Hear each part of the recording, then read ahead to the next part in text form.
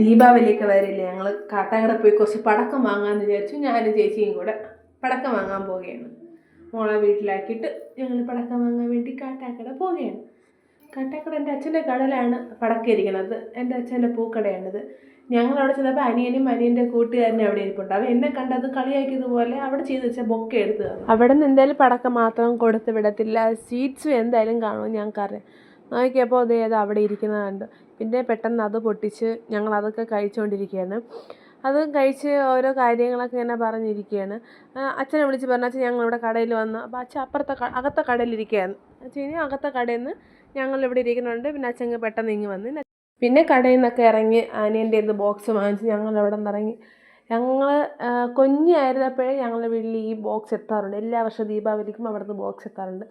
ഞങ്ങൾ കല്യാണം കഴിഞ്ഞ് വന്നപ്പോഴും കല്യാണം കഴിച്ചിട്ട് വീട്ടിലും ഈ ബോക്സ് എത്തിക്കാറുണ്ട്. അങ്ങനെ രാത്രിയായപ്പം തന്നെ ആ ബോക്സൊക്കെ തുറന്നു. ഒരുപാട് പടക്കങ്ങൾ, ഏകദേശം 48-49 പടക്കങ്ങൾ ഇതിനകത്തുണ്ട്. ഞങ്ങൾ കുറച്ചാണ് കത്തിച്ചത്. ഇതൊക്കെയാണ് ബോക്സിനകത്തിരിക്കുന്ന ഓരോ പടക്കങ്ങൾ. പാമ്പുണ്ട്, കമ്പിത്തിരിയുണ്ട്. കമ്പിത്തിരി തന്നെയും പല ഐറ്റം ഉണ്ട്. പിന്നെ തറച്ചക്രമുണ്ട്, പൂത്തിരിയുണ്ട്, അമിട്ടുണ്ട്. അങ്ങനെ ഒരുപാട് പടക്കങ്ങളുണ്ട്.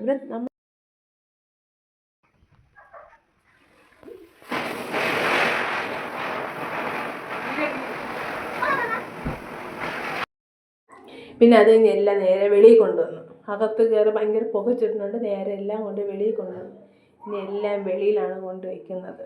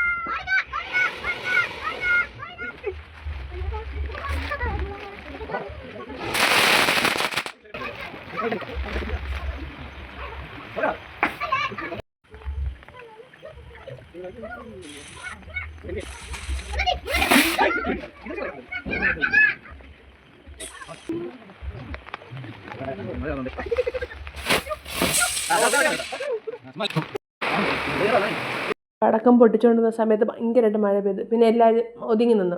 ഈ ചേട്ടന് പടക്കം പേടിയാണ്ട് ആദ്യമേ മാറി നിന്നു. ഒന്നിനും വന്നില്ല. ഇനി കമ്പിത്തിരി ഉണ്ടെങ്കിൽ മാത്രം തന്നാൽ മതി, ഞാൻ കമ്പിത്തിരി വയ്ക്കാമെന്ന് പറഞ്ഞ് ഞങ്ങളൊന്ന് കമ്പിത്തിരി വാങ്ങിച്ച് മാത്രം വെച്ചുകൊണ്ടിരിക്കുകയാണ്.